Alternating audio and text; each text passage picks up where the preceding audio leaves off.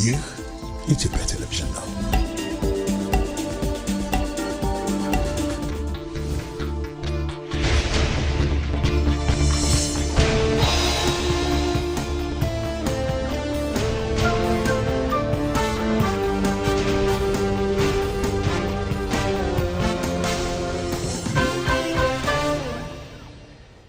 ተነስልን ከኢትዮጵያ ቴሌቪዥን የሰዓቱን ዜናዎች እናቀርባለን። ኢቲቪ 57 ተጀምሯል። ሁሌም ስለምትከታተሉን ከልብ እናመሰግናለን። አርዕስተ ዜናው እናስቀድማለን።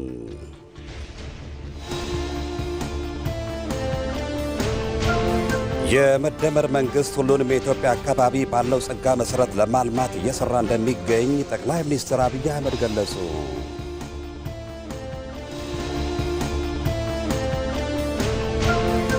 የብልጽግና ፓርቲ ምክር ቤት በስትራቴጂ ጉዳዮች ላይ እየተወያየ ነው።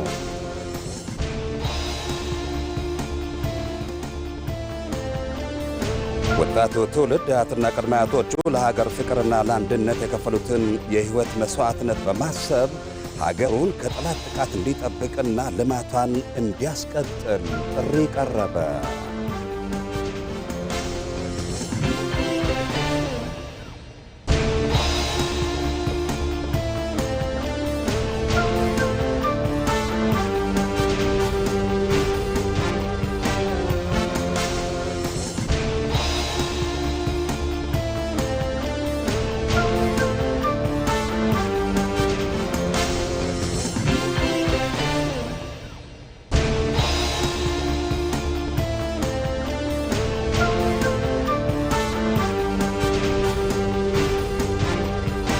ከኢትዮጵያ ቴሌቪዥን ከዜናዎቹ ጋር ሰለሞን መልሳን ነኝ። አብራችሁን ቆዩ። የብልጽግና ፓርቲ ምክር ቤት በስትራቴጂ ጉዳዮች ላይ ለመወያየት ስብሰባ ጀመረ። ዛሬ ከሰዓት በጀመረው ስብሰባ ፓርቲው በተለያዩ አጀንዳዎች ዙሪያ እንደሚመክርም ታውቋል። ጠቅላይ ሚኒስትር አብይ አህመድ እንዳስታወቁት ፓርቲው በስብሰባው ቅድሚያ በሚሰጣቸው ስትራቴጂካዊ ጉዳዮች ላይ ይመክራል።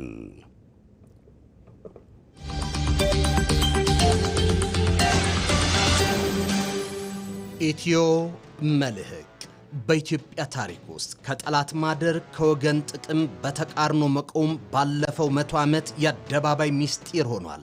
ከፋሺስት ወረራ በኋላ ግን የሀገር ህልውና አደጋ መሆን ችሏል። ከተማሪዎቹ እንቅስቃሴ እስከ ዛሬ የጠላት ክንድ የሆኑ ኢትዮጵያን ሀገርን ምን አስከፈሉ? ኢትዮ መልህቅ ዛሬ ምሽት ከ3 ሰዓት ጀምሮ በኢትዮጵያ ቴሌቪዥንና በኢቢሲ.ስትሪም ላይ ጠብቁን። ኢትዮ መልህቅ።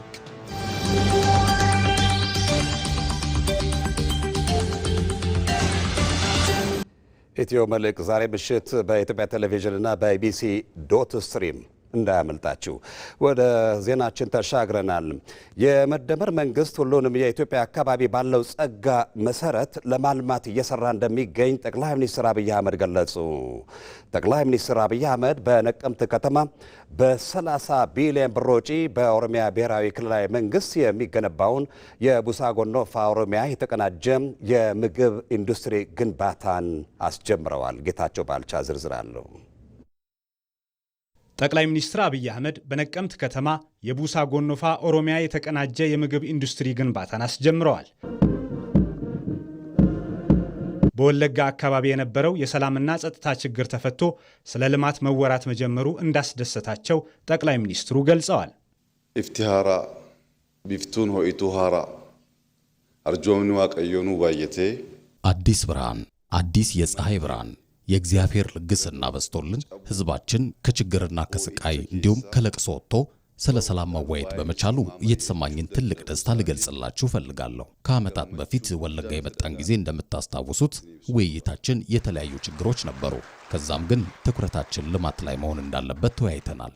አሁን በአጠቃላይ በወለጋና በተለይም በነቀምት ከተማ የተመለከትኩት የፈጣሪ ልግስናና እርዳታ እንዲሁም የማይሳነው መሆኑን ነው።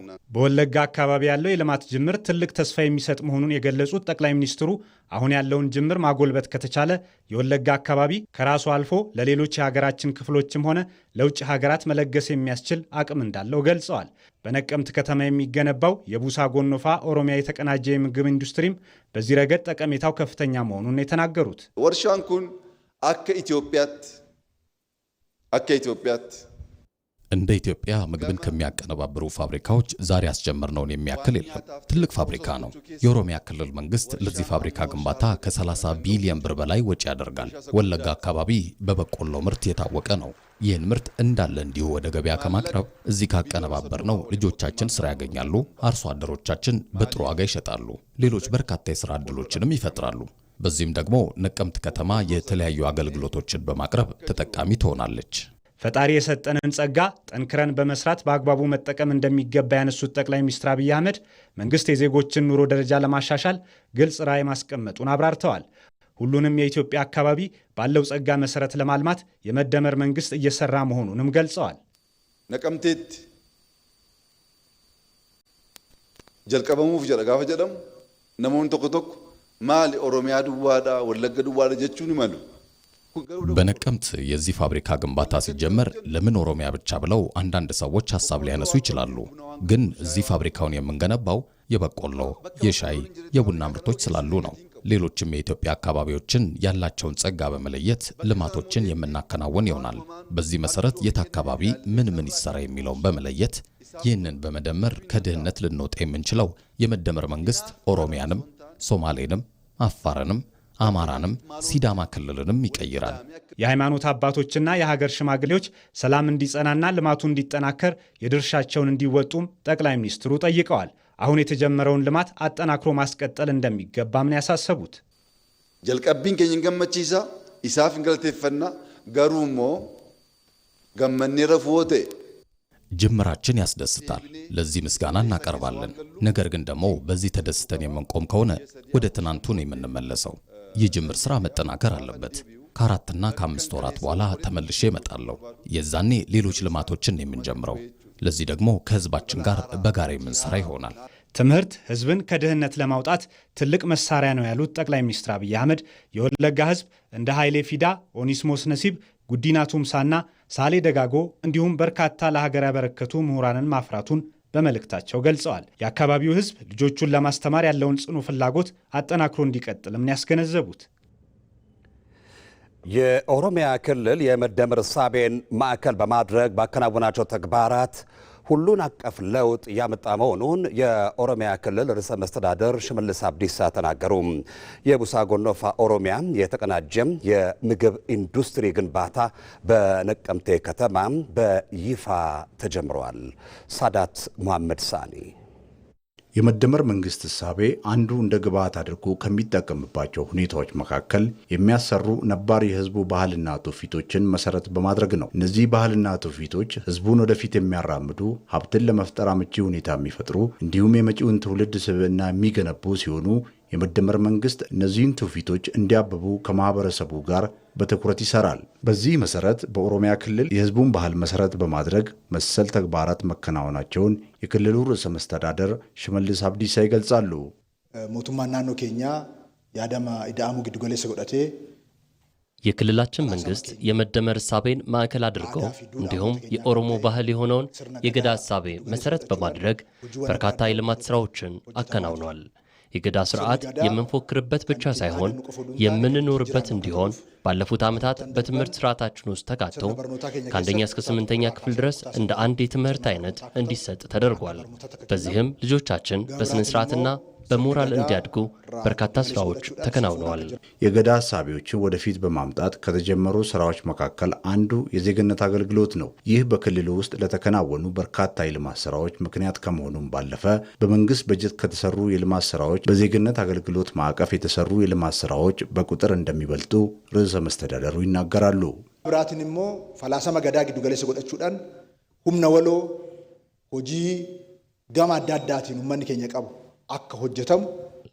ሌላው የገዳ ስርዓትን መሰረት በማድረግ በክልል ደረጃ አዋጅ ያወጣንለት የጋራ ልማትን ለማድረግ የተጀመረው የዜግነት አገልግሎት ነው። በዚህ ማዕቀፍ ባለፉት ዓመታት በክልሉ 20 ሺህ መዋዕለ ሕፃናት ተሰርተዋል። 660 የህዝብ መድኃኒት ቤቶች ተገንብተዋል። ከ70 ሺህ በላይ የአስተዳደር ቢሮዎች በክልሉ ለአገልግሎት ክፍት ሆነዋል። የአፈርና የውሃ ጥበቃ ስራዎችም በዚህ ማዕቀፍ የሚሰሩ ናቸው። ለዚህ ሁሉ ስኬት የክልሉ ህዝብ ሚና የማይተካ ድርሻ ነበረው። ሌላው በዚህ ማዕቀፍ ውስጥ ያለው የቡሳ ጎኖፋ ተቋም ነው። በአሁኑ ጊዜ ቡሳ ጎኖፋ ከ28 ሚሊዮን በላይ አባላት ሲኖሩት በክልሉ ስፋት ያለው የልማት ስራዎች ላይ እንደሚሳተፍም በተቋሙ የምግብ ኢንዱስትሪ ግንባታ ማስጀመሪያ ላይ አቶ ሽመልስ ገልጸዋል። ቡሳ ጎኖፋን አከስለከ አበተ ሚሴንሰ ነመ ሚሊዮን ለመጥቃ ሚሊዮን ድግደም ይሰደ ጥቃሻን ቀበኘ ጉዳ ወረቻ ከንጅሩ ቡሳ ጎኖፋ 28 ሚሊዮን በላይ አባላት አሉት። በዚህ ተቋም በርካታ ሰብአዊ ተግባራት ይከናወናሉ። ይህም ፋብሪካ በአጭር ጊዜ ውስጥ ወደ ስራ እንደሚገባ እምነት አለኝ። ይህ ፋብሪካ ከዚህ በፊት ወደ ጎረቤት ሀገራት ሄዶ ተቀነባብሮ ተመልሶ የሚሸጠውን የበቆሎ ምርት እዚሁ እንድናገኝ ያደርገናል። ለአርሶ አደሩ በርካታ እገዛ ያደርጋል። ጠቅላይ ሚኒስትር አብይ አህመድ በመደመር መንግስት እሳቤ አማካኝነት ባስቀመጧቸው ኢኒሼቲቮች እንደ ሀገር ከፍተኛ ለውጥ እየተመዘገበ ነው። በነቀምት ከተማ በ30 ቢሊዮን ብር ወጪ በኦሮሚያ ብሔራዊ ክልላዊ መንግስት የሚገነባውን የቡሳ ጎኖፋ ኦሮሚያ የተቀናጀም የምግብ ኢንዱስትሪ ግንባታ መጀመሩ ማህበረሰቡ ለረጅም ጊዜ ሲያነሳ ለነበረው የልማት ጥያቄ መልስ የሰጠ ነው ሲሉ የነቀምቴ ከተማ ነዋሪዎች ገልጸዋል። ሎዛ መኮንን የከተማዋን ነዋሪዎች አስተያየት አሰባስባለች። ምን አሉ? አብረን እንከታተል። ኢንዱስትሪያል ፓርኪን ኩን መጋላ ነቀምቴ ጎዲነ ወለጋ ባህ ከሰቲ ይህ ኢንዱስትሪ ፓርክ በነቀምቴ ከተማ ሊገነባ መሆኑ አስደስቶናል። ለነዋሪዎቻችንም ትልቅ ደስታ ነው። ይህ ልማት በሌሎች ቦታዎች ስንመለከት በከተማችን እንዲኖር ብዙ ጊዜ እንመኝ ነበር። ብዙ ጊዜ ጥያቄያችን ነበር። አሁን ይህንን ማየታችን አስደስቶናል። ጉዲነ መጋላ ከናፍ ጀቻ ጋፊ ሚሶማ ጉርጉዳ ጋፈቻ ቱሬራ ለዚህ ከተማ እድገት በርካታ የልማትና የሰላም ጥያቄዎችን ስንጠይቅ ኖረናል። የአየር ማረፊያ ስንጠይቅ ነበር፣ ተሰርቶልናል። ጠቅላይ ሚኒስትራችን ቃል በገቡት መሰረት መልሰውልናል። የሮ አደዳ ጨራ አርገነኒ ጋፊ ሚሶማ ካሳ ቱሬ በተደጋጋሚ ለመንግስት በርካታ የልማት ጥያቄዎችን ስናነሳ ቆይተናል። አሁን ለጥያቄዎቻችን መልስ እየተሰጠን ነው። አንዱ ይህ ኢንዱስትሪ ፓርክ ነው። ይህ ፓርክ መሰራቱ ለልጆቻችን የስራ ዕድልን ፈጥሮልናል። ሌሎችም የልማት ጥያቄዎች መልስ እየተሰጣቸው ነው። አከመጋላ ኬኛት ጋፊን ካንቱሬ ያዲ ካቱሬ ኡመተ ኬሳስ እንደ ከተማችን ከነዋሪውም ከወጣቱም ሲነሱ የነበሩ በርካታ ጥያቄዎች አሉ። ወጣቱ ስራ እንዳይሰራ ያደረገው አንዱ የሰላም ችግር መኖሩ ነበር። ይህ ፋብሪካ በዚህ መጀመሩ ትልቅ ደስታን ፈጥሮልናል። ለብዙ ወጣቶችም የስራ ዕድል ይፈጥራል። አሁንም ሌሎች የልማት ስራዎች እንዲሰሩ እንፈልጋለን። ፕሮጀክቲን ኩን የሮ ሆጀተሙ ሂከ ጉዳ ቀበች ወርሻን ኩን የሮ ዳበቱ ይህ ፕሮጀክት በዚህ መጀመሩ ትልቅ ትርጉም አለው። ወጣቶቻችን ከተለያዩ ዩኒቨርሲቲዎች ተመርቀው እየተቀመጡ አሉ። ለነሱ የስራ ዕድል ይፈጥራል። አርሶ አደሮችም ምርታቸውን ለመሸጥ ያግዛል። የህዝቡንም የኑሮ ውድነት ይቀንሳል። በሌላ በኩል ደግሞ የከተማችን ባለሀብቶች በተለያዩ የልማት ስራዎች ለመሳተፍ ለሚያነሱት ጥያቄ መልስ የሰጠ ነው። አርማ ፖድካስት የመደመር መንግስት ላይ አንድ የሚገርም አገላለጽ አለ። የመደመር መንግስት የተለመደውን ሀገራዊ አካሄድ በመቀየር ድርመሳዊ መንገድን ይከተላል ይላል። ምንድን ነው የሚደረመሰው? ማን ነው የሚደረመሰው? እንዴት ነው የሚደረመሰው? ድርመሳ ራሱ ምንድን ነው? ከተለመደው የተለየ ነው። ሂደቱን አውከህ አዲስ ማንነት የምታወጣበት የፖለቲካ የኢኮኖሚ ስርዓት ነው። ሌላው በጣም እንግዳ የሆነ ሀሳብ መዝለል የሚለው ነው። አንድ ሰው እየዘለለ ከዚህ ሜክሲኮ ሊሄድ አይችልም አይደል? አንዳንዴ መራመድ አለበት። አንዳንድ ቦታ ደግሞ ወንዝ ምናምን ሲያጋጥመው ዘሎ ማለፍ አለበት። ዝላዩ በተመረጡ እና አድቫንቴጅ ባለን ኤሪያዎች ላይ መሆን አለበት። ለዛ ነው መፍጠር አንዳንዴ ደግሞ መዝለል ያስፈልጋል የሚለው። ምንድን ነው የሚሆነው? ወደ እንደዚህ አይነት ሁኔታ ውስጥ በተለይ ዘለን የምንገባ ፈጥነን የምንገባ ከሆነ መሀል ላይ ያለው ሰው ምንድነው ልናደርገው ምንችል? አሁን ቺፕ ሌበር ሪሊ መወዳደሪያ አቅም የሚሆንበት ጊዜ እየጠፋ ይህንን ነገር ስትደምረው መወዳደር አስቸጋሪ ነው የሚሆነው። እና ተስፋችን ምንድን ነው? በዚህ ውስጥ የኛ አለን የምንለው ነገር በሙሉ ዋጋው ከቀነሰ እንደ አንድ አፍሪካዊ እንደ አንድ ኢትዮጵያዊ ተስፋችን ምንድን ነው? በየትኛውንም መንገድ ተጠቅመህ ፈጥነህም አንዳንዴ ዘለህም የሚፈልገውን ውጤት ማምጣት፣ ያ ውጤት ደግሞ የቁንጽል ለውጥ ሳይሆን ድርመሳዊ ለውጥ። አርማ ፖድካስት እሁድ ከቀኑ 10 ሰዓት በኢትዮጵያ ቴሌቪዥን። አርማ ፖድካስት በኢትዮጵያ ቴሌቪዥን እንድትከታተሉት ከወዲሁ እንጋብዛችኋለን። ከኢትዮጵያ ቴሌቪዥን የቲቪ 57 የሰዓቱ ዜናችን እንደቀጠለ ነው። በፍትህ ዘርፉ የተጀመሩ የሪፎርም ስራዎችን ይበልጥ ለማጠናከርና በፌዴራልና በክልል የፍትህ ተቋማት መካከል ያለውን ቅንጅታዊ አሰራር ለማሳደግ በትኩረት እየተሰራ መሆኑን የፍትህ ሚኒስቴር ገለጸ። የፌዴራል ፍትህ ሚኒስቴርና የክልል ፍትህ ቢሮዎች በጋራ የሚመክሩበት 9ኛው መደበኛ ጉባኤ ለፍትህ አዲስ መሰረት እንጥላለን በሚል መሪ ቃል ውይይት ተካሂዷል። በውይይቱ ላይ የተገኙት የፍትህ ሚኒስትሯ ወይዘሮ ሀና አርአያ ስላሴ እንዳሉት የፍትህ አገልግሎት አሰጣጥ የህግ የበላይነት ማረምና ማነጽ፣ ተቋማዊ ብቃትንና ቅንጅታዊ አሰራሮች ላይ በትኩረት ይሰራል። ለፍትህ አዲስ መሰረት ለማስቀመጥም በቁርጠኝነት መስራት እንደሚገባም ሚኒስትሯ ገልጸዋል። ባለፉት ወራቶች በተከናወኑ ተግባራት በመሶብ የአንድ ማዕከል አገልግሎት፣ በመዝገብ ምርመራ ጥራት፣ በወንጀል ክስ ምጣኔ፣ በህግ ማርቀቅና በፌዴራል ትብብርና ቅንጅት ስኬት የተመዘገበባቸው መሆኑም ተጠቅሷል። በፍትሐ ብሔር ፍርድ አፈጻጸም፣ በወንጀል ቅጣት አወሳሰን፣ በማህበረሰብ ተሳትፎና የተጠናከረ የአስተዳደር ዳኝነት አሰጣጥ ዙሪያ በትኩረት መስራት እንዳለበትም በውይይቱ ተነስቷል።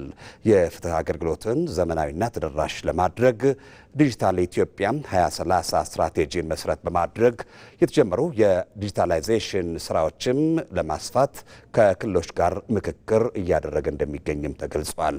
አገልግሎቱን ቀልጣፋና ግልጽ ከማድረጉም በላይ በፍትህ ሰንሰለቱ ውስጥ ባሉ እንደ ፖሊስና ፍርድ ቤት ያሉ ተቋማት መካከል ያለውን የመረጃ ልውውጥ እንደሚያሳልጠውም ተመልክቷል።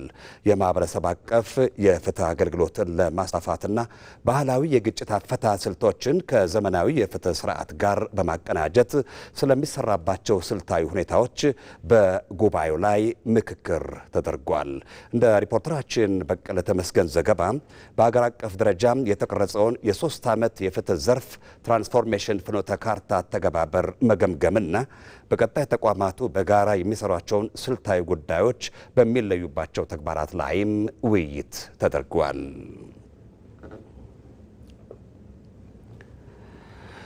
ወጣቱ ትውልድ አያትና ቅድመ አያቶቹ ለሀገር ፍቅርና ለአንድነት የከፈሉትን የህይወት መስዋዕትነት በማሰብ ሀገሩን ከጠላት ጥቃት እንዲጠብቅና ልማቷን እንዲያስቀጥል ጥሪ ቀረበ።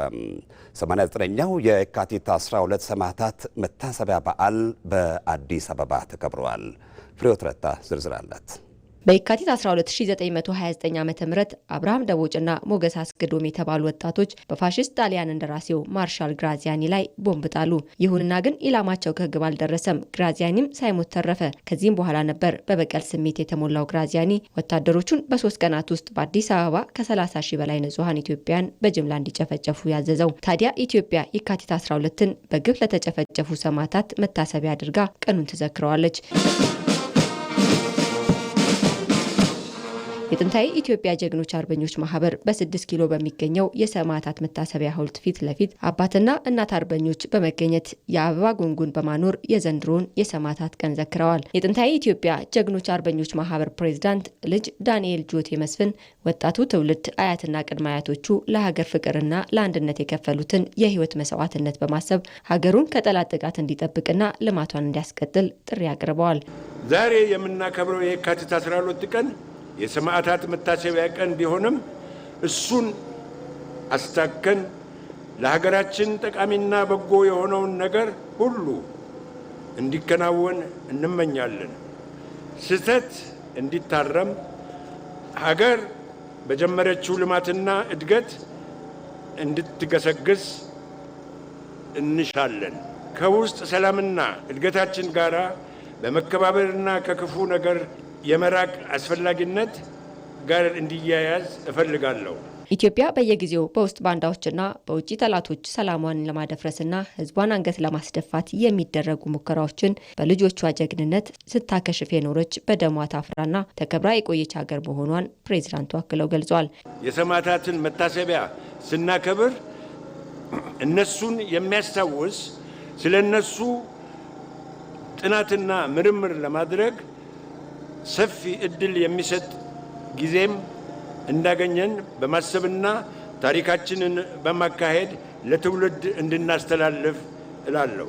በዘመኑ የደረሰብንን ጉዳት ዛሬ ስናስበው እንዲህ ያለ ተመሳሳይ አደጋ እንዳይከሰት በመዘጋጀት ነው። የአዲስ አበባ ከተማ አስተዳደር የባህልና ኪነ ጥበብ ቢሮ ምክትል ኃላፊ ዶክተር አዲሱ ሻንቆ በበኩላቸው ኢትዮጵያ በትውልድ ቅብብሎች በነጻነት ጸንታ የኖረች ሀገር መሆኗን ጠቅሰው ዛሬ ደግሞ በልማት አዲስ ታሪክ ለመጻፍ በምታደርገው ጥረት ሁሉም በተሰማራበት ዘርፍ ርብርብ ሊያደርግ እንደሚገባ ማሳስበዋል።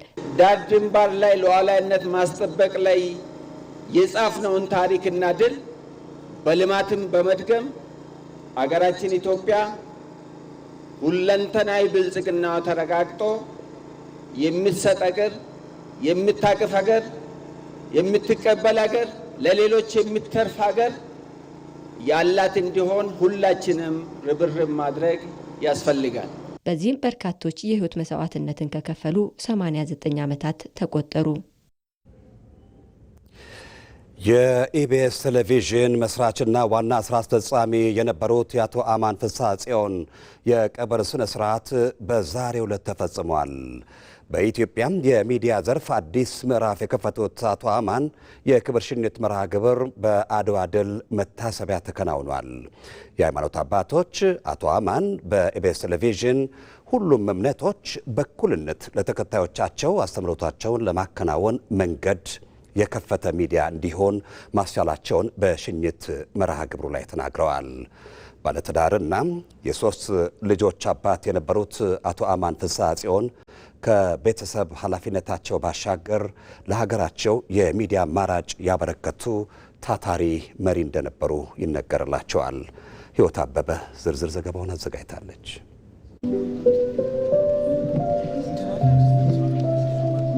አንዳንድ ሰዎች የሚኖሩት ለራሳቸው ብቻ ሳይሆን ለትውልድ የሚተርፍ ብርሃን ለመሆን ነው። አቶ አማን ፍስሐ ጽዮን ከነዚህ ጥቂት ባለራዕዮች መካከል አንዱ ነበሩ።